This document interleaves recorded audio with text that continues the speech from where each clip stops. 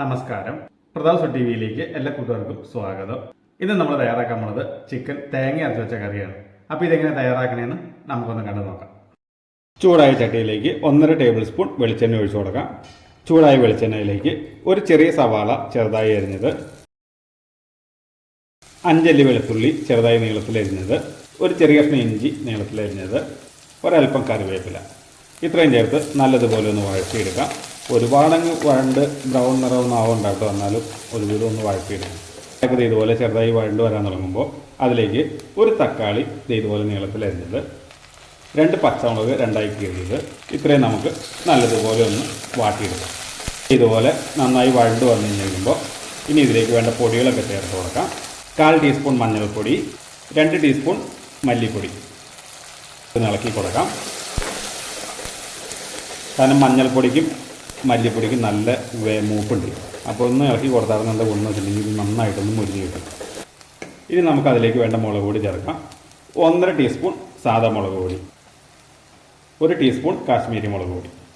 കാശ്മീരി മുളക് പൊടി ഓപ്ഷണലാണ്, ഉണ്ടെങ്കിൽ മാത്രം ചേർത്താൽ മതി. നമുക്കൊരു കറിക്കൊരു കളർ കിട്ടാൻ വേണ്ടിയിട്ടാണ്. അത് ചേർത്ത് കൊടുത്ത പൊടിയുടെ പച്ചമണമൊക്കെ മാറി വന്നിട്ടുണ്ട്.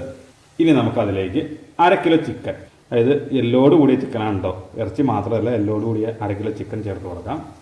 അതോടൊപ്പം തന്നെ ഒരു ഉരുളക്കിഴങ്ങ് ഇതുപോലെ വലിയ കഷ്ണങ്ങളാക്കി അരിഞ്ഞത് ചേർക്കാം. ആവശ്യത്തിന് കല്ലുപ്പ്. ഇനി ഇതിലേക്ക് 1 കപ്പ് വെള്ളം കൂടി ചേർത്ത് കൊടുക്കാം. ഇത് നല്ലതുപോലെ ഒന്ന് ഇളക്കി യോജിപ്പിക്കാം. ഇനി ഇത് അടച്ച് വെച്ചൊന്ന് വേവിച്ചെടുക്കാം. ഇത് വെന്ത് വരുമ്പോഴത്തേക്കും ഇത് ചേർക്കാനുള്ള തേങ്ങ ഒന്ന് അരച്ചെടുക്കാം. ഇടയ്ക്ക് ഇതുപോലെ 1-2 വട്ടം ഒന്ന് ഇളക്കിയിട്ട് കൊടുക്കണേ. 1 കപ്പ് തേങ്ങ ചിരകിയത് ജാറിലേക്ക് ചേർക്കാം. 1/2 ടീസ്പൂൺ പെരുംജീരകം, ഇത് അരയാൻ ആവശ്യമായ വെള്ളവും ചേർത്ത് നല്ലതുപോലെ ഒന്ന് അരച്ചെടുക്കാം. അപ്പോൾ ഇതുപോലെ നന്നായി അരച്ചെടുത്തിട്ടുണ്ട്. ഇത് കറിയിലേക്ക് ചേർക്കാം. ചിക്കൻ നല്ലതുപോലെ വെന്ത് വെള്ളമൊക്കെ ഒരു ഇതും വറ്റി വന്നിട്ടുണ്ട് കേട്ടോ. ഈ സമയത്ത് അതിലേക്ക് നമ്മൾ അരച്ച് വെച്ചിരിക്കുന്ന തേങ്ങ ചേർത്ത് കൊടുക്കാം. ഞാൻ മിക്സിയുടെ ജാറ് കഴുകി ഒരല്പം വെള്ളം കൂടി ചേർക്കുന്നുണ്ട്. ഇനി ഇതൊന്ന് ഇളക്കി യോജിപ്പിക്കാം. ചേർക്കുന്ന വെള്ളത്തിൻ്റെ അളവ് നമ്മുടെ ചാറിനനുസരിച്ച് കൂട്ടും കുറയ്ക്കുകയും ചെയ്യാം കേട്ടോ. ഇനി നമുക്കിതിലേക്ക് 1/2 ടീസ്പൂൺ ഗരം മസാല, ഇത് നമ്മുടെ സ്വന്തം ഗരം മസാല കണ്ടോ. ആരെങ്കിലും ആവശ്യമുണ്ടെങ്കിൽ താഴെ കാണുന്ന നമ്പറിൽ കോൺടാക്ട് ചെയ്യുക. കറിക്ക് ഒരല്പം ഉപ്പ് കുറവുണ്ട്, നമുക്കൊരല്പം ഉപ്പ് കൂടി ചേർത്ത് കൊടുക്കാം. ഇനി ഇത് നല്ലതുപോലെ ഇളക്കി യോജിപ്പിക്കുക. അരപ്പ് ചേർത്തതിന് ശേഷം നന്നായിട്ട് തിളച്ച് വന്നിട്ടുണ്ട്. ഇനി നമുക്ക് ഇതിനകത്തേക്ക് കടുക് താളിച്ചൊഴിക്കാം. ചൂടായ ചട്ടിയിലേക്ക് 1 ടേബിൾ സ്പൂൺ വെളിച്ചെണ്ണ ഒഴിച്ചു കൊടുക്കാം.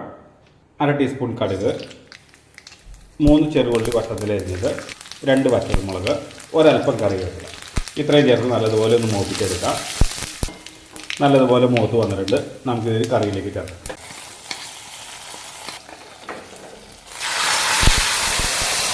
ഇനി നല്ലതുപോലെ ഇളക്കി യോജിപ്പിക്കാം. അപ്പോൾ നമ്മുടെ സ്വാദിഷ്ടമായ തേങ്ങ അരച്ച് വെച്ച ചിക്കൻ കറി തയ്യാറായിട്ടുണ്ട്.